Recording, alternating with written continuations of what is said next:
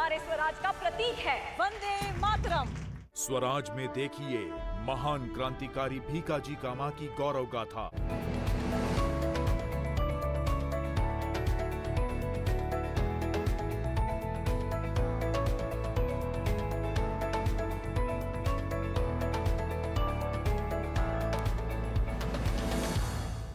बाहर से अपने आप को सुलझा हुआ दिखाने के लिए अंदर से कई बार उलझना भी पड़ता है। लेकिन यकीन मानिए आप सभी लोग, जो लोग ये बात बहुत बेहतर तरीके से जानते हैं कि ज़िंदगी में चाहे कितनी भी परेशानियां क्यों ना आ जाएं, कितने भी दुख क्यों ना आ जाएं, उन्हें अपने लिए और समाज के लिए कुछ बेहतर करना है, तो वो इस उलझने और सुलझने के चक्कर में बिल्कुल नहीं पड़ते और ज़िंदगी में आगे बढ़ते ही चले जाते हैं। और ऐसे ही लोग समाज को बदल भी डालते हैं। और यकीन मानिए कुछ ऐसी ही कहानियां लेकर हर एक हफ्ते हम आ जाते हैं आपके पास प्रोग्राम गुड न्यूज़ जज्बा इंडिया के साथ। मैं हूं रेशमा, मेरा आदाब कबूल कीजिए। नाज़रीन, मन की बात प्रोग्राम एक ऐसा प्रोग्राम है जिसमें वज़ीर आज़म नरेंद्र मोदी अगर किसी की तारीफ कर जाएं तो यकीनन उसने लीक से हटकर कुछ काम ज़रूर किया होगा। और वाकई हापुड़ के लोगों ने एक ऐसा ही काम किया है। आपको बता दें कि नीम नदी जो न जाने कब से सूख चुकी थी, उसके लिए हापुड़ के लोगों ने काम किया और यकीन मानिए आज ये नदी कलकल करके बहती है और न सिर्फ खूबसूरत लगती है बल्कि गांव वाले भी इससे बेहद खुश हैं और इससे फ़ायदा भी उठा रहे हैं। किस तरह से हुआ ये काम, आइए आपको दिखाते हैं इस रिपोर्ट में।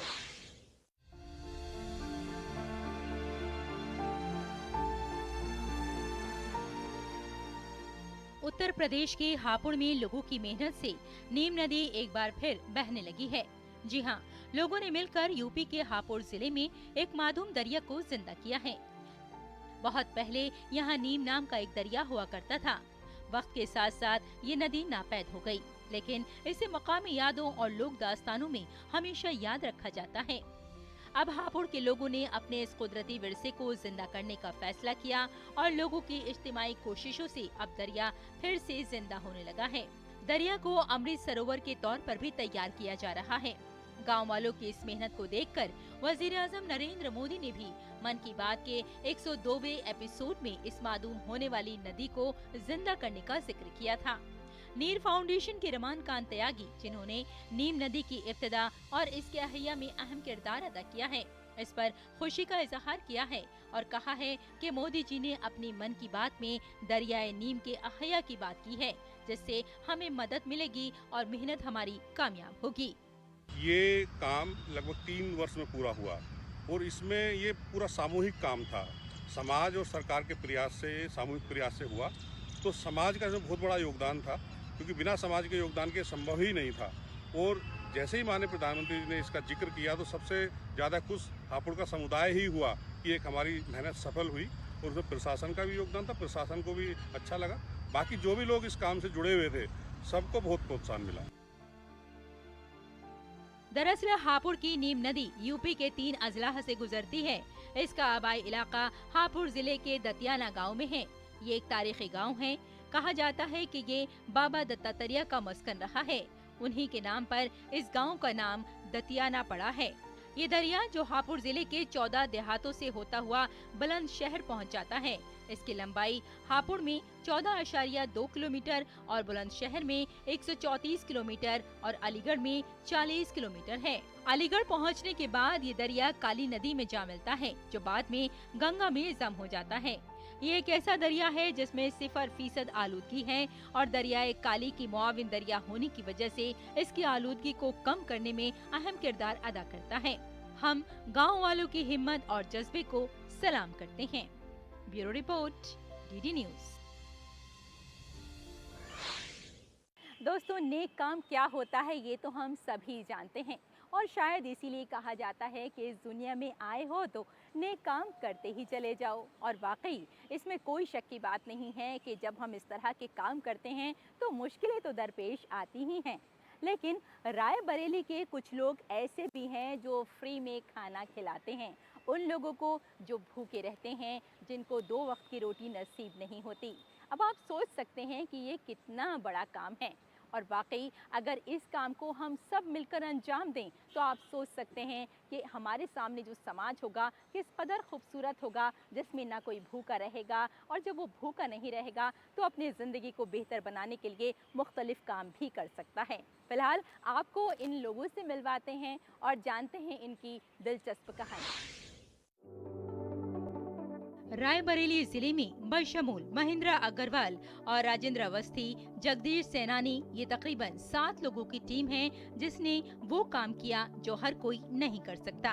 इन लोगों ने 6 जून 2011 से शहर की सुपरमार्केट में मुफ्त खाना तकसीम करने का अहद किया और आज तक ये प्रोग्राम एक दिन के वक्फे के बगैर ही मुसलसल चल रहा है, जिसमें तकरीबन 300 से 500 लोग सुबह और शाम दोनों वक्त मुफ्त खाने का फायदा उठाते हैं।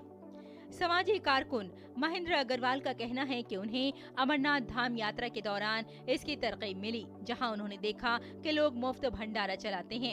इन लोगों के जहन में ये बात आई कि क्यों ना हम रायबरेली में भी कुछ करें ताकि रायबरेली का कोई गरीब भूखा न सोए। आहिस्ता आहिस्ता उनकी टीम के लोग बढ़ते चले गए। ये 8 लोगों की टीम है जो हर रोज लोगों को खाना खिलाने के लिए लगन के साथ काम कर रही है। कम से कम जो है 150 पौने 200 लोग जो है शाम को भोजन प्राप्त करते हैं। और 6 जून 2011 को जब से चालू हुआ है, कोरोना काल में भी एक दिन भी ये बंद नहीं हुआ। ये सब भोलेनाथ की कृपा है, ये भंडारा भोलेनाथ चलवा रहे हैं। हम सब लोग को तो उन्होंने अपने हिसाब से मैनेज कर रखा है, सब उन्हीं की कृपा से चल रहा है। महेंद्र अग्रवाल का कहना है कि रोजाना फल सुबह में दाल, रोटी, सब्जी, खीर और शाम को दाल, रोटी, सब्जी, खीर के साथ तकसीम की जाती है। ये 6 जून 2011 से मुसलसल चल रहा है बगैर किसी वक्फे के। वो कहते हैं कि बाबा अमरनाथ की मेहरबानी से शुरू के अलावा बहुत कम मौके ऐसे थे जब हमें दूसरों के साथ इश्तराक करना पड़ा। भंडारे में इतनी सुविधा है कि यहाँ भी कोई भी भूखा नहीं रहता। वो आज कम से कम 12 सालों से चल रहा है, 13वां साल चल रहा है इसका भंडारे का। कभी आज तक किसी को कोई तकलीफ नहीं हुई, कोई यहाँ तो आज यहाँ से मतलब खाली आया भूखा नहीं गया। कैसी व्यवस्था इन लोगों की? व्यवस्थाएं सारी बहुत अच्छी हैं। और यहाँ के लिए हम ये कहना चाहेंगे कि यहाँ की सारी व्यवस्थाएं बड़ी अच्छी हैं और जनसेवा जो भी कर रहे हैं बहुत अच्छा कर रहे हैं। और जो मतलब गरीब दुखिया असहाय लोग हैं उनको कपड़े भी वितरण करते हैं भोजन के साथ साथ। ये सब कुछ इतना आसान नहीं था, इसके लिए इन लोगों ने शुरू में एक दूसरे से पैसे इकट्ठे किए, लेकिन अच्छे काम की वजह से लोग इनके साथ जुड़ते चले गए। किसी की सालगिरह हो या फिर शादी या फिर बरसी या यौम वफात, ऐसे बहुत से मौक़ों पर लोग अकीदत के साथ और चंदे की शक्ल में आते हैं या वो खुद इस दिन के लिए इंतजामात करके तकसीम के लिए देते हैं। और जब कोई नहीं आता है तो ये लोग खाना पकाते हैं, अपनी जेब खर्च से उस खाने को तकसीम करते हैं। Bureau report, DD news.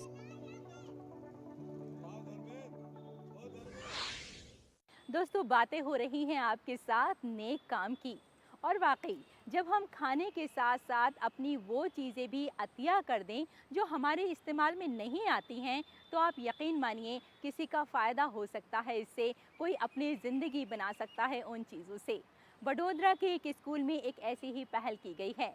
जब बच्चे स्कूल से निकल जाते हैं या फिर उनका साल पूरा हो जाता है तो वो बच्चे अपनी किताबें, अपनी यूनिफॉर्म और अपने जूते तक दूसरे बच्चों को अतिया कर देते हैं, और वो बच्चे इन जूतों से या फिर इन यूनिफॉर्म से फ़ायदा उठाते हैं जो बेहद गरीब होते हैं, पढ़ना तो चाहते हैं लेकिन यूनिफॉर्म, जूते और किताबों की वजह से पढ़ाई नहीं कर पाते। वाकई स्कूल के इस बैंक ने बहुत सारे बच्चों को तालीम की जानिब राग़िब किया है और बच्चे अब ज़्यादा से ज़्यादा तादाद में तालीम हासिल कर रहे हैं इस स्कूल में। तो चलिए इस स्कूल में चलते हैं और बच्चों से मिलते हैं।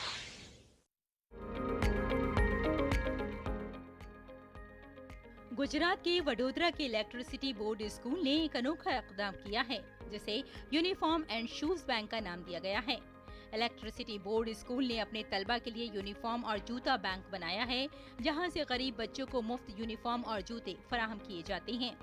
दरहकीकत कोरोना के दौर में इस स्कूल में बहुत से बच्चे पढ़ रहे थे जिनके पास ना तो यूनिफॉर्म थी और ना ही जूते। इस परेशानी को देखते हुए स्कूल के प्रिंसिपल बेंजामिन राणा ने जरूरतमंदों के लिए यूनिफॉर्म और जूतों का बैंक खोलने का फैसला किया। इस इक़दाम के तहत स्कूल जाने वाले बच्चे 12वीं का पर्चा देने के बाद अपना स्कूल यूनिफॉर्म, टाई और जूते जरूरतमंद बच्चों और बेसहारा बच्चों को अतिया कर देते हैं। इनमें कुछ तलबा ऐसे भी हैं जो अपने स्कूल यूनिफॉर्म और जूतों के साथ साथ स्कूल बैग और पुरानी किताबें भी दे जाते हैं ताकि ज्यादा से ज्यादा जरूरतमंद बच्चों की मदद हो सके। इस अजीम कदम की तस्वीर को हकीकत बनाने में तलबा और स्कूल इंतजामिया दोनों का अहम किरदार है। यूनिफॉर्म और शूज़, स्कूल टाई, ये सब हमने बच्चों को फ्री में देते हैं।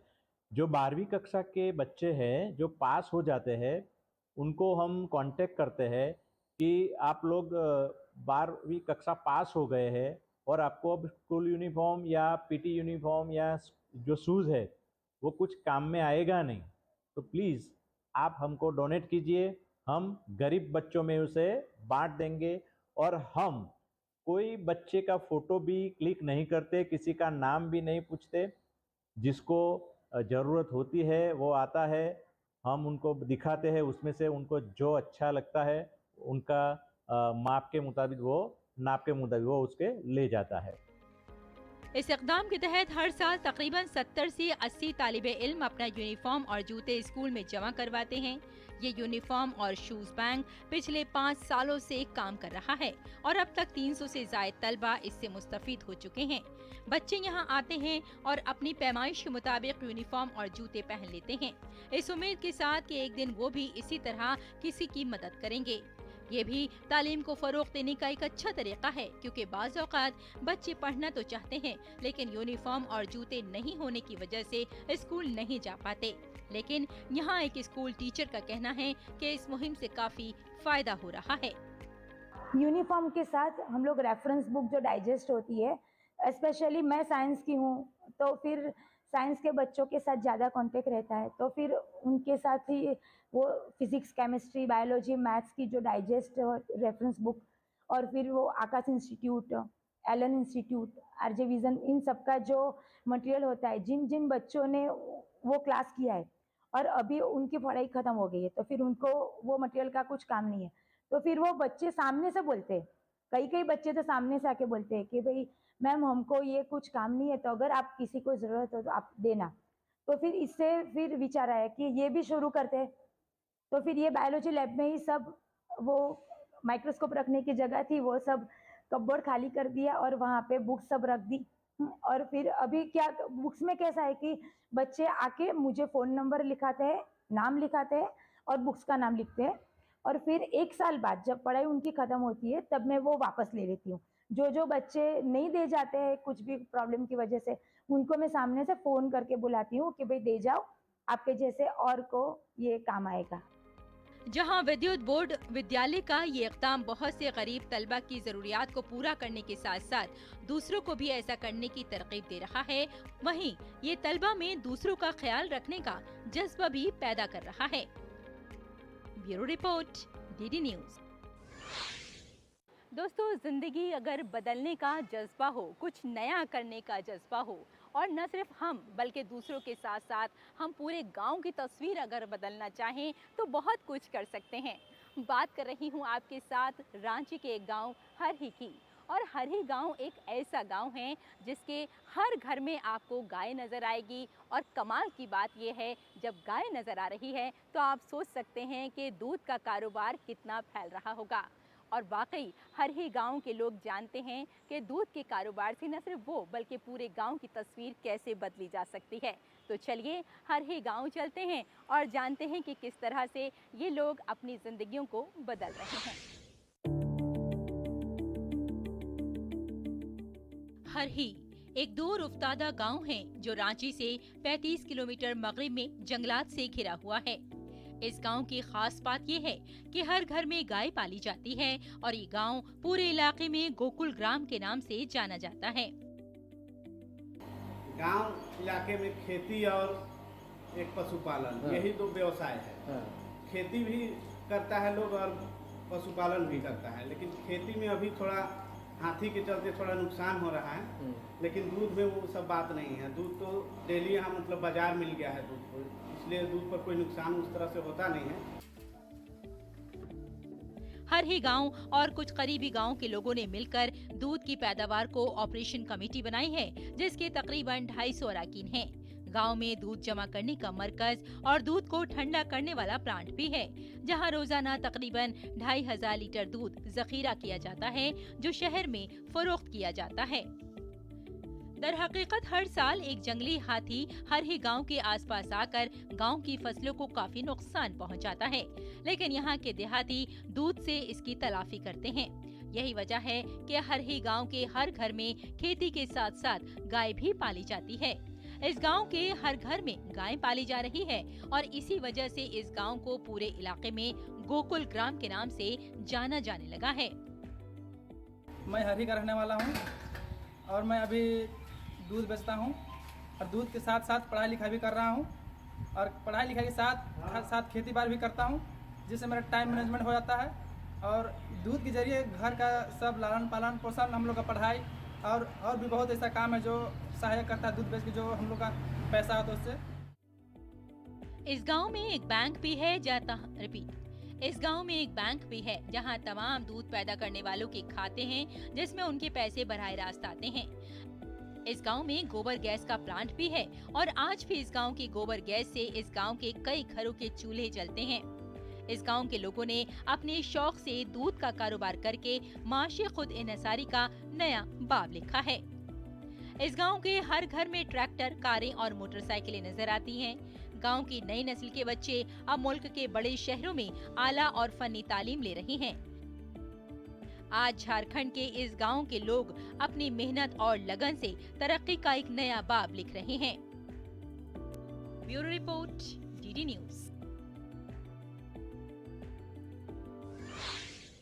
और चलिए जनाब, अब आपको मिलवाते हैं उन खवातीन से जो न सिर्फ अपनी ज़िंदगी बदल रही हैं, बल्कि वो रोज़गार भी मुहैया करा रही हैं। न सिर्फ दीगर खवातीन को, बल्कि कुछ ऐसे दिव्यांग लोग भी हैं जो उनके साथ जुड़कर अपनी ज़िंदगी को बदल रहे हैं। बात कर रही हूँ आपके साथ उन खवातीन की जो मुरब्बा बना रही हैं, अचार बना रही हैं, बड़ी साफ़ सफाई के साथ, और अपने आप को मनवा भी रही हैं कि अगर खवातीन चाहें तो क्या कुछ नहीं कर सकती। तो चलिए मिलते हैं इन्हीं खवातीन से।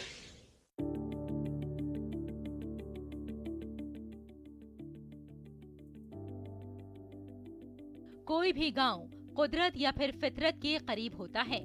ऐसा ही एक गांव भदोई का देवनाथपुर है, जिसमें कोरोना के बहरान को देखते हुए खवातीन ने फैसला किया था कि वो आलूदगी से दूर गांव में फितरत के दरमियान एक ऐसा प्रोडक्ट बनाएंगी जो खालिस और माहौल दोस्त होगा।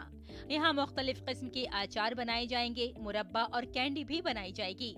आमला हो, जामुन हो या सिरका, सब साफ सुथरी चीजें इस्तेमाल की जाती हैं। खाना पकाने के लिए लकड़ी का रिवायती चूल्हा भी इस्तेमाल होता है। धूल के ज़रात और मक्खियों से बचने के लिए सब्ज जाली के पर्दे भी इस्तेमाल किए जाते हैं। कोविड आया था तो उस समय लोगों के पास बेरोजगारी बहुत ज़्यादा हो गई थी, तो इसलिए मैंने सोचा कि गांव की औरतों के लिए कुछ ऐसा करना चाहिए जिनसे औरतों के लिए रोजगारी रोज के लिए मिल जाए। तो मैंने प्रदूषण से दूर यहाँ पर पेड़ पौधों के बीच में मैंने ऐसा कुछ सोचा कि जैसे आंवला से कैंडी बनाया जाए या फिर बेल का हम लोग कैंडी बनाया जाए। कोशिश किए हम लोग कि गांव के लोगों के लिए ये सारी चीज़ें यहाँ पे ईज़िली बन सके। तो मैंने अचार, मुरब्बा और कैंडी ये सब चीज़ें यहाँ बनाने की सोची। इसमें काम करने वाली ज्यादातर खवातीन का ताल्लुक देही माहौल से है। वो ज्यादातर अचार बनाती हैं। वो इस काम से न सिर्फ लुत्फानंदोज होती हैं, बल्कि इससे अपनी कमाई भी खूब कर रही हैं। यहाँ काम करके न सिर्फ खवातीन खुद को बाइख्तियार बना रही हैं, बल्कि माजूर अफराद भी अपने गाँव में काम करके रोजगार हासिल कर रहे हैं। 9 बजे से 5 बजे शाम तक अचार, मुरब्बे और कंडी ये सब हम काम करते हैं। काम करने के बाद पैसा हमको मिल जाता है। काम अच्छा लगता है, पैसा मिलते है, परिवार के बीच में लगाते हैं। बेल मुरब्बा और मुरब्बा, अचार, कंडी कुल बनता है। मेरा घर 1 किलोमीटर दूर है, वहाँ से मैं आता हूँ, यहाँ पे काम करता हूँ, काम करके चला जाता हूँ। सर यहाँ पे पूरा मतलब महीने पैसा मिल जाता है। और यहाँ पे मुरब्बा पैक करते हैं हम, अचार पैक करते हैं हम, कैंडी भी पैक करते हैं। ये सब मेरा पैकिंग काम है। देही खवातीन का इस तरह से काम इलाके में एक मिसाल बनता जा रहा है। साथ ही उनकी बनाई हुई मसनूआत का भी खूब चर्चा है और अब इन्हें दूर दूर से ऑर्डर भी मिलने शुरू हो गए हैं। Bureau report, DD news.